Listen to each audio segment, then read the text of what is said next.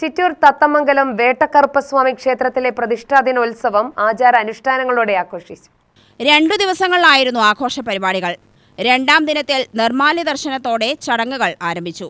മഹാഗണപതി ഹോമം, പഞ്ചഗവ്യം, മഹാകലശാഭിഷേകം, മഹാദീപാരാധന, ഉച്ചയ്ക്ക് അന്നദാനം എന്നിവ നടന്നു. നിരവധി പേർ അന്നദാനത്തിൽ പങ്കെടുത്തു. വൈകിട്ട് നിറമാല എഴുന്നള്ളത്ത്, മഹാദീപാരാധന എന്നിവയുണ്ടായി. ആഘോഷ committee vice president T V Subhash പ്രതിഷ്ഠ ആഘോഷത്തെക്കുറിച്ച് വിശദീകരിച്ചു. വേട്ടക്കറുപ്പസ്വാമീൻ്റെ പ്രതിഷ്ഠാ ദിനമാണ് ആഘോഷിക്കുന്നത്. ഇന്ന് കാലത്ത് 4:30 മണിയിലിരുന്ന് വൈകുന്നേരത്ത് 6 മണി വരയ്ക്കും ഇതിൻ്റെ പരിപാടികളെല്ലാം നടക്കും. ആയിട്ട് ഇന്ന് അന്നദാനമാണ്. ഇപ്പോൾ ഉച്ചയ്ക്ക് അന്നദാനം. കാലത്ത് മേൽശാന്തി